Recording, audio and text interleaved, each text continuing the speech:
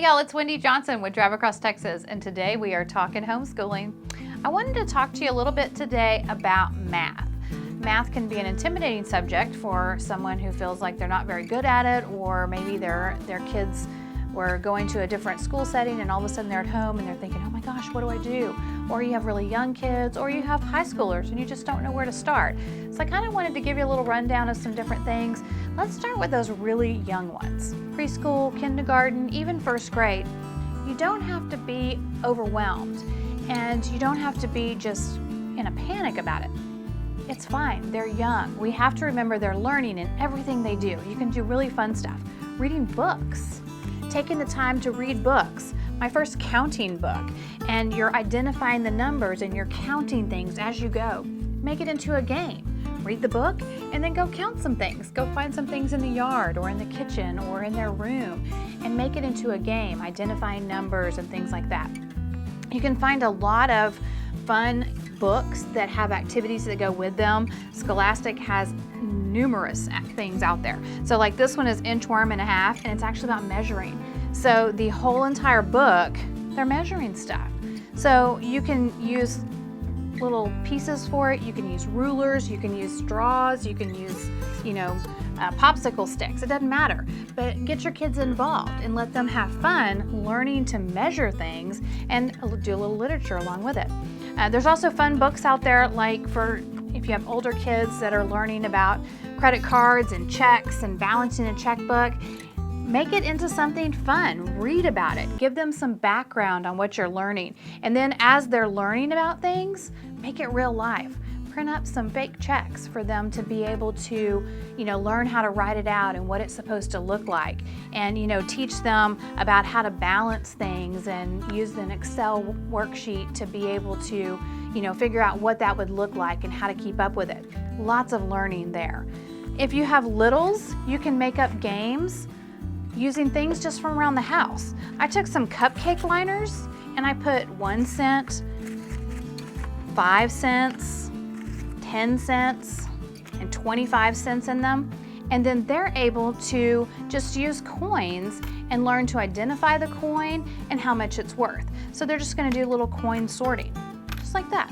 So they're working on some fine motor skills, they're working on sorting, they're working on learning what the denomination is, how much it's worth, and you can take once they've sorted them, and you can turn it into something a little bit more. So there's lots of levels of, layered learning that you can have there. Even your youngest children, as long as you're keeping an eye on them so they're not eating the coins instead of sorting them, can still learn how to do this. And there's lots of fun activities and stuff that you can do along with money. It's an important thing to learn. As they get older, you're going to get into more set curriculums where you're going to want to buy something that kind of lays it out and tells you this is the skills they need to learn. When my boys were little, we started off with Saxon. It's a really great curriculum for sitting down and learning skills. It's written extremely well. It's easy to follow, which for me was really good because math is not my favorite subject. So to be able to look at the page, know exactly what we're working on, how to present it, and have them follow up worked really well for me. We did Saxon for several years when they were younger.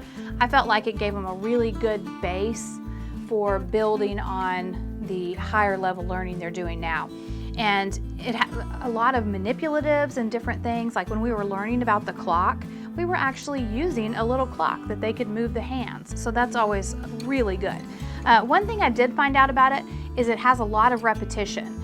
So for me, it was easy whenever, as I was going along with them, if they had mastered something, then we would skip over that and move on to the next. We didn't necessarily do 20 problems of the same thing over and over again. Once they mastered it, we moved on. So it was easy for me to do that.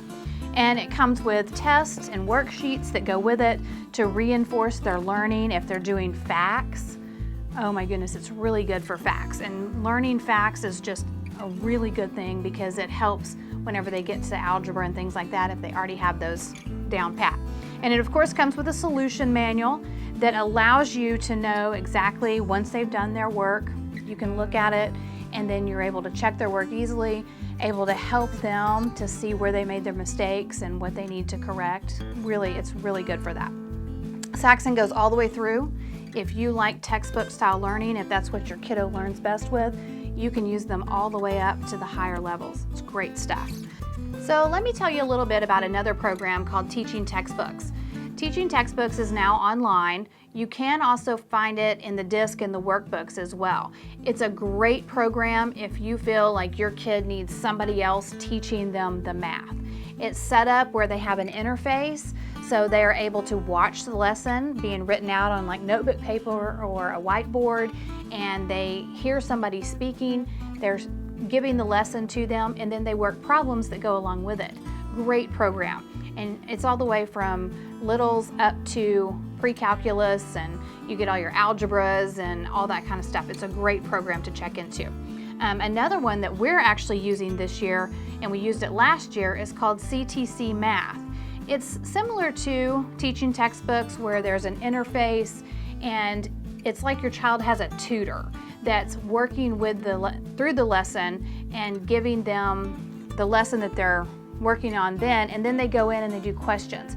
And they might have a worksheet, or they might have online questions they're working, or you can have both depending on the lesson. And it's another program that allows the parent to be a part of the learning without having to give the actual lesson. And it goes all the way K through 12 as well. Lots of different levels that you can look at and give your child what they need in math. So there's some options for anybody out there looking for math curriculum, some different places to start, and hopefully it gives you a good basis. Thanks y'all for tuning in. Bye y'all.